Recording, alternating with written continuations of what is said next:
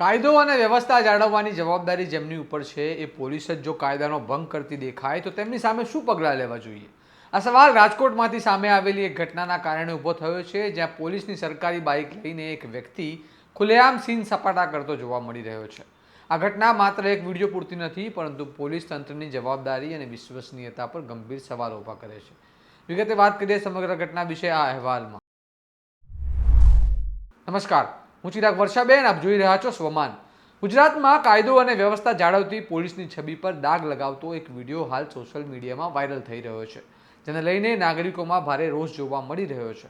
ઘટના રાજકોટની છે, જ્યાં રઘુવંશી સમાજના યુવા અધ્યક્ષ તરીકે ઓળખાતા કેડી દ્વારા પોલીસની સફેદ રંગની લાલ વાદળી બત્તી લગાવેલી બુલેટ બાઇક લઈને સીન સપાટા કરવામાં આવ્યા હોવાના વિડીયોમાં સ્પષ્ટ દેખાય છે.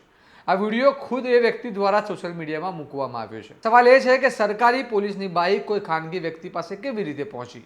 પોલીસના વાહનો તો જાહેર સંપત્તિ છે, જેનો ઉપયોગ માત્ર ફરજ પર જ થવો જોઈએ. તો પછી કયા પોલીસ કર્મચારીએ પોતાની સરકારી બાઇક તેને આપી હશે? શું કોઈની મંજૂરી વગર આ શક્ય છે, કે પછી આ બધું જાણતા થયું છે? આ વ્યક્તિના અન્ય પણ વિડીયો સોશિયલ મીડિયામાં વાયરલ થઈ રહ્યા છે, જેમાં તે બંદૂકમાં ગોળી ભરતો જોવા મળે છે. જો પોલીસ પોતાની સરકારી બાઇક આવા વ્યક્તિને આપી શકે છે, તો નાગરિકો કેવી રીતે વિશ્વાસ રાખે કે પોલીસ દ્વારા અન્ય કોઈ ગેરરીતિ નથી થઈ રહી? આ વિડીયો માત્ર એક વ્યક્તિનું વર્તન નહીં, પરંતુ પોલીસ તંત્રની કાર્યપ્રણાલી પર પણ પ્રશ્ન ઊભો કરે છે.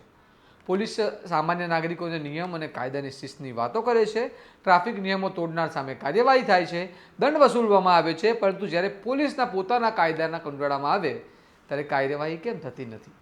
રાજકોટમાં વાયરલ થયેલા આ વિડીયોએ સમગ્ર શહેરમાં પોલીસની આબરૂના ધજાગરા ઉડાવી દીધા છે. હવે જોવાનું રહ્યું કે રાજકોટ પોલીસ આ મામલે શું પગલાં લે છે.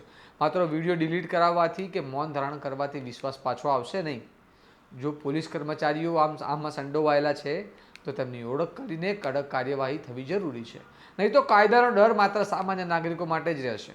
આ સમગ્ર ઘટનામાં આગળ શું થાય છે અને પોલીસ તંત્ર શું જવાબ આપે છે, તેની માહિતી અમે તમને આપતા રહીશું. તમારું શું મંતવ્ય છે તે અમને કમેન્ટ કરીને જરૂર જણાવો. આવા વિગતવાર અને વિશ્લેષણવાળા સમાચાર જો તમને પસંદ હોય તો સ્વમાનની ચેનલને લાઇક કરો, શેર કરો અને સબસ્ક્રાઇબ કરવાનું ભૂલતા નહીં. અને જોડાયેલા રહો તમારા સ્વમાન સાથે. નમસ્કાર.